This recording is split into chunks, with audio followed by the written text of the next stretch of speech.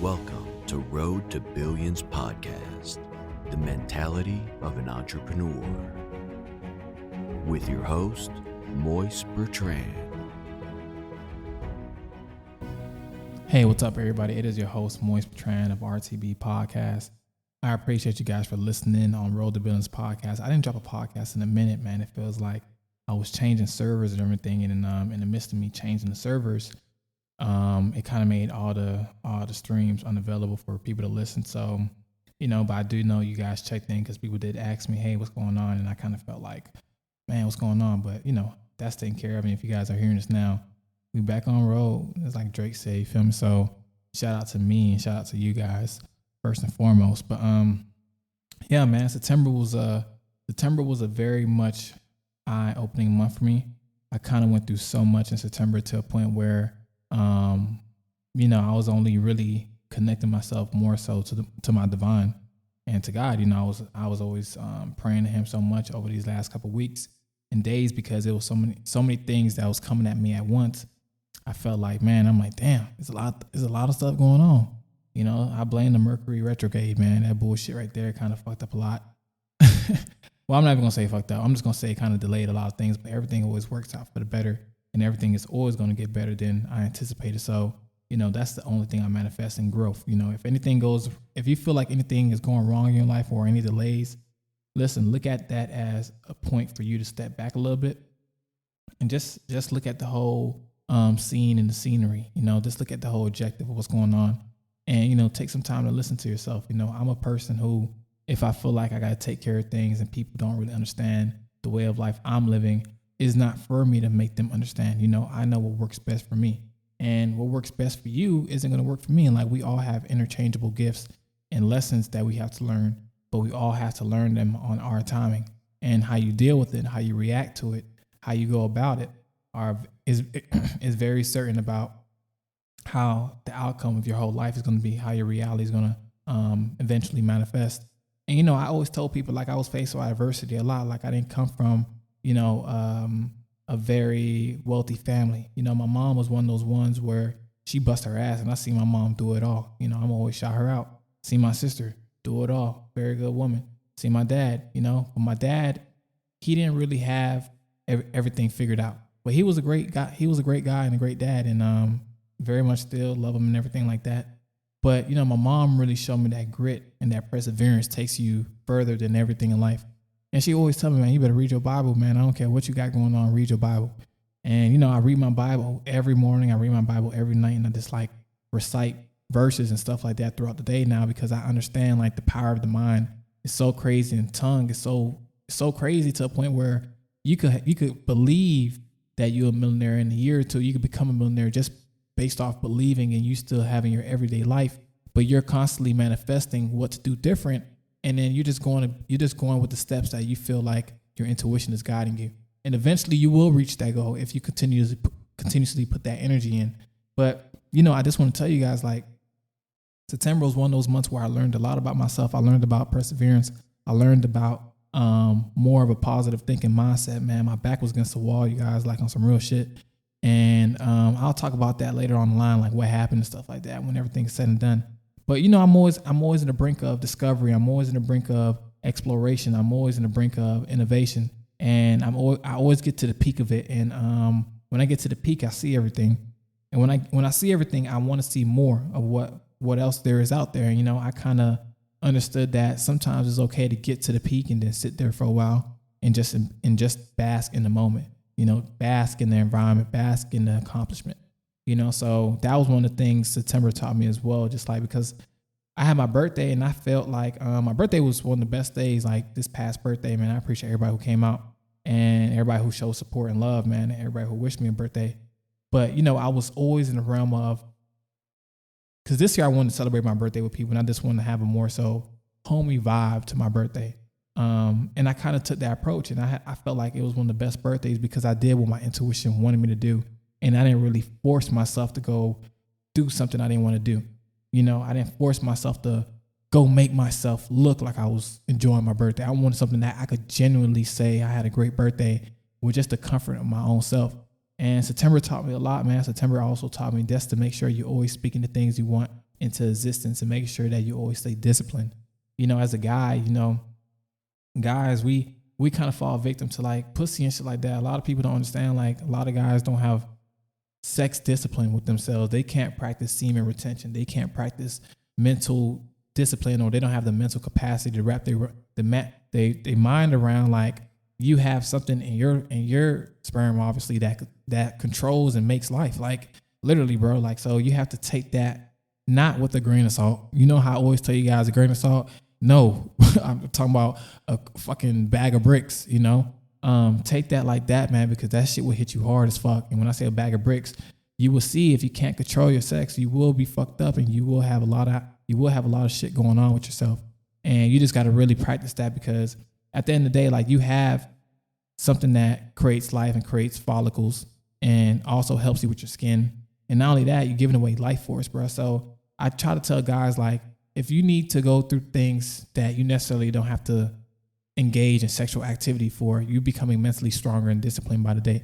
Because my sexual urges don't urge me to do certain things. You know, I kind of practice, you know, semen retention, because I know I need to manifest things, you know. And when you practice certain things like that, like, your frequency and your confidence levels very much goes up. Like, and you will see that in a lot of guys. You will see that the guys who can't control themselves, they kind of just like, they have to be on every damn thing. And you don't want to be that type of person. And female as well, like, you know, women as well. Like, you don't want to be that type of woman to be on every scene. And, you know, I'm not telling you guys not to live your life, but what I'm telling you guys is live your life with a reasonable standard. You know, this, like, a discipline that you can control. You know, don't let it control you.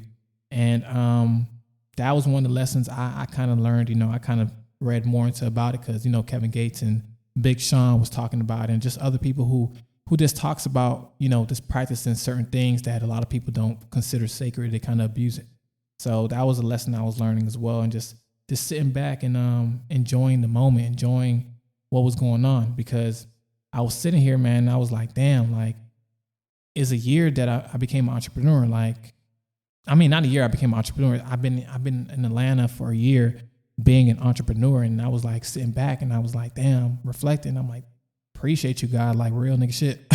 Like real shit, man. I appreciate you, man, from the bottom of my heart, because when I was literally in a room smaller than my bathroom, bro, like on an air mattress, paying $300 a month in rent, you know, the air mattress popped, bro. And the only thing I had in my room was my mirror with my affirmations and boxes of clothes and my laptop, bro. And every night I was still studying real estate, still setting up businesses, you know, still doing consultations. It's really just like trying to put my best foot forward and trying to like really get myself up and moving.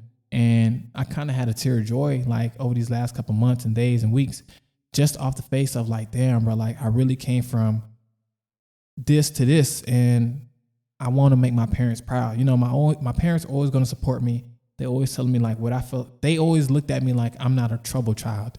You know, I believe like my son is one of the ones where I could give him something and he could go ahead and make something bigger out of it. And I appreciate him for it, because a lot of people don't have that discipline.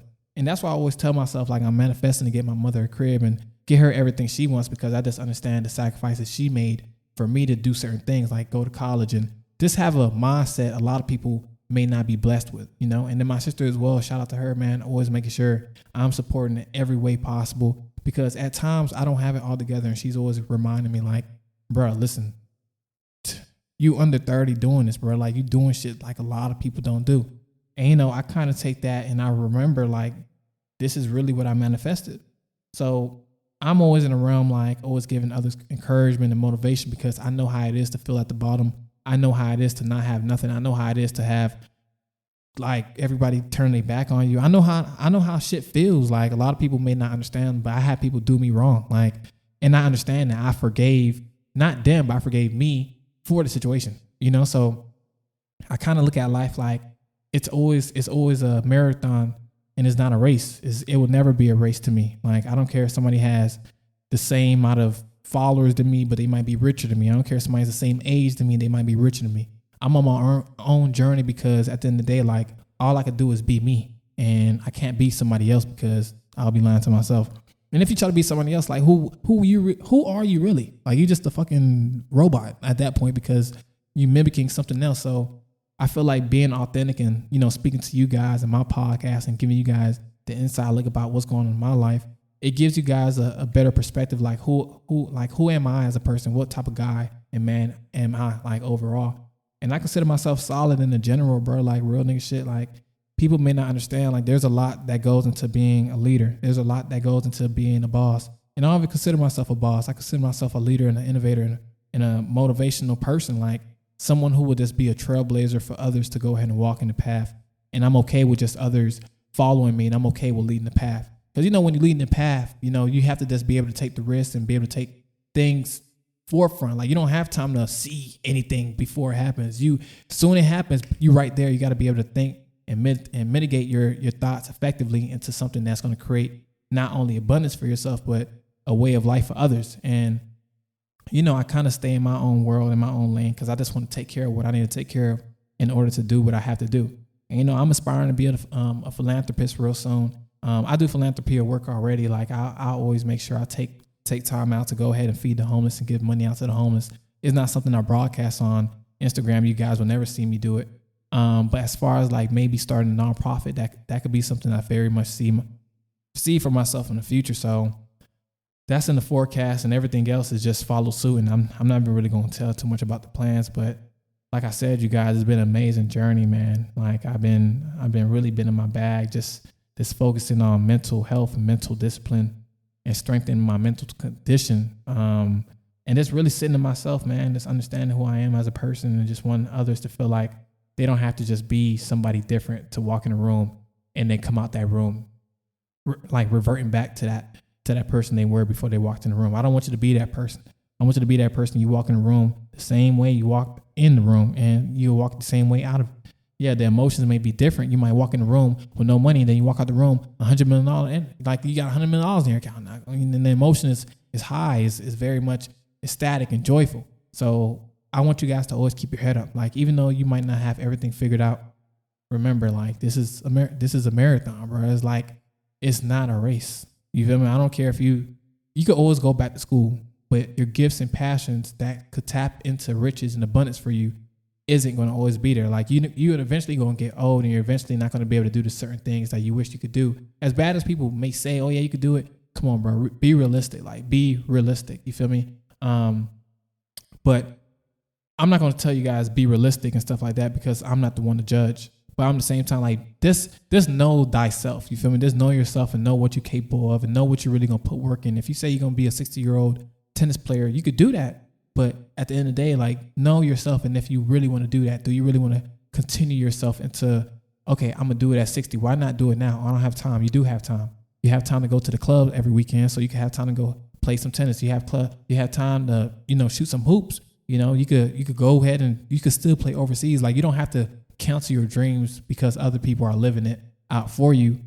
And you don't have to feel no type of regret for the past decisions you made. So at the end of the day, bro, like, keep chasing your dreams.